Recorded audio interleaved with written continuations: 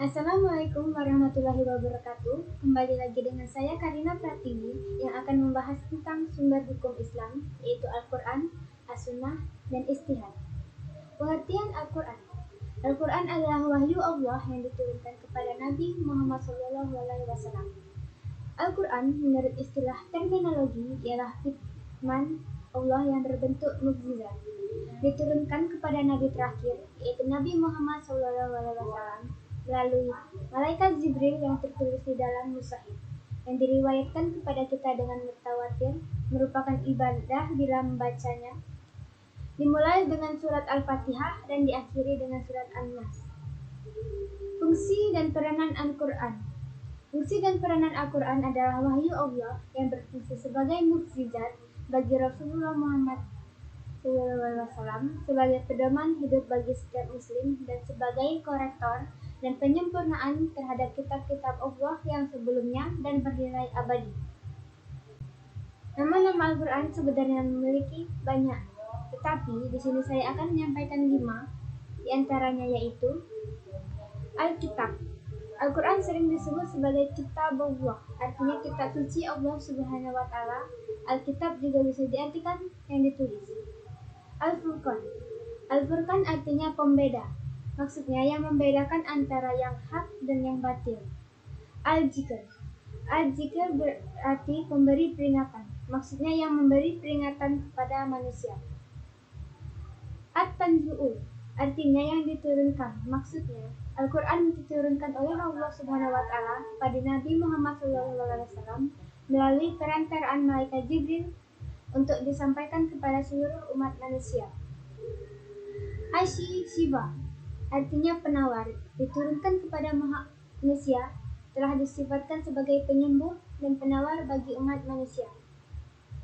Cara turun Al-Quran. Cara turunnya Al-Quran berbeda dengan kitab-kitab suci samawi lainnya. Jikalau kitab lain diturunkan secara sekaligus pada para nabi dan langsung disampaikan kepada umatnya, Al-Quran turun secara berangsur-angsur. Perbedaan cara turunnya ini sempat dijadikan alasan oleh kaum Yahudi di masa Nabi untuk mempertanyakan kebenaran Al-Quran.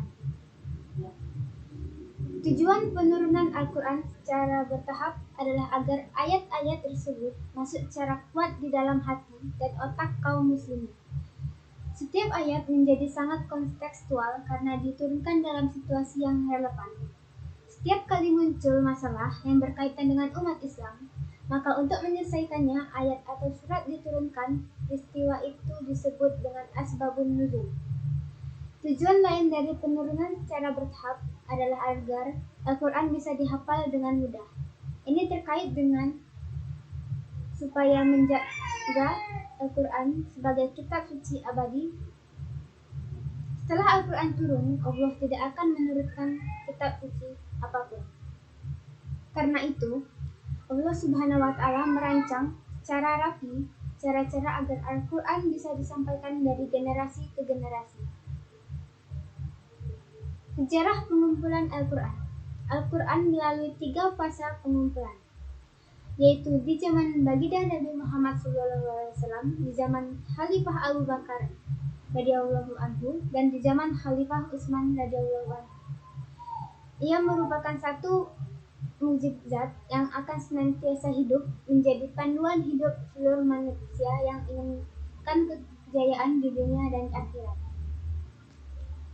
Pada masa Nabi Muhammad SAW, cara pengumpulan Al-Quran pada masa Nabi Muhammad SAW yaitu dengan dihafal oleh para sahabat dan ditulis di berbagai sarana yang masih sederhana, seperti daun pelepah kurma, kulit kambing, dan sebagainya. Masa Abu Bakar radhiyallahu anhu. Setelah Rasulullah wafat dan khawatir akan terjadinya perang lagi atas desakan Umar, Abu Bakar berkenan untuk memerintahkan pengumpulan tersebut, walaupun pada awalnya beliau menolaknya dengan alasan bahwa hal tersebut bukanlah perbuatan yang dilakukan oleh Nabi, namun Umar meyakinkannya dengan alasan bahwa pembukuan tersebut adalah hal yang baik dan sangat penting. Setelah Abu Bakar merasa yakin dengan keputusannya tersebut, maka diutuslah Zaid bin Sabit untuk mulai mengumpulkan Al-Quran. Masa Utsman bin Affan.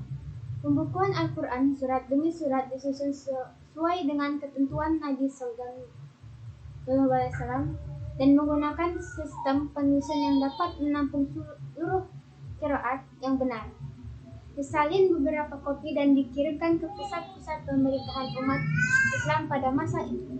Kemudian naskah Al-Quran itu dikirimkan ke Mekah, Suriah, Kufah, Basrah, Yaman, dan Hijaz. Sunnah ditinjau dari jumlah perawi. Mutawatir, yaitu sunnah atau hadis yang diriwayatkan oleh banyak perawi di setiap tingkatan, yang mana mereka mustahil sepakat untuk berbohong dan riwayat itu harus bersifat indrawi atau masyhur. Ahad, yaitu hadis yang jumlah perawinya di setiap tingkatan tidak sampai ke tingkat mutawatir. Sunnah ditinjau dari kualitasnya. Sahih ialah hadis yang bersambung sahihnya dengan periwayatan perawi yang adil dan dalil, yang diterimanya dari perawi lain yang adil dan habib hingga di akhir sanadnya. Hasan adalah setiap hadis yang diriwayatkan dan tidak terdapat pada sanadnya perawi yang pendusta dan hadis itu tidak syadz serta diriwayatkan pula melalui jalan yang lain. Dhaif ialah hadis yang tak terhubung padanya sifat-sifat hadis sahih dan hasan.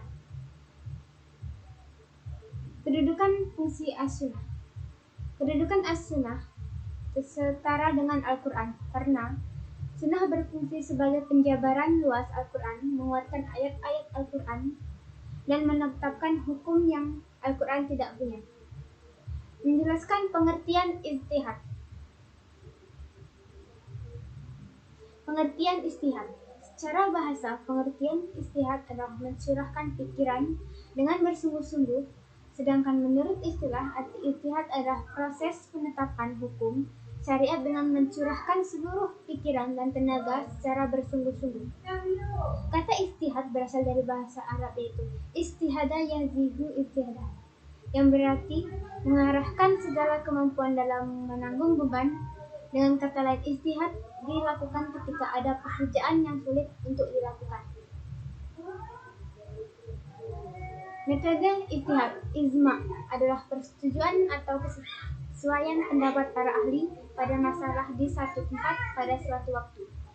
Qiyas, hukum harus menyamakan satu hal bahwa tidak ada ketentuan di dalam Al-Quran dan Sunnah dengan hukum di dalam Al-Quran dan Sunnah Rasul karena perbandingan ilah.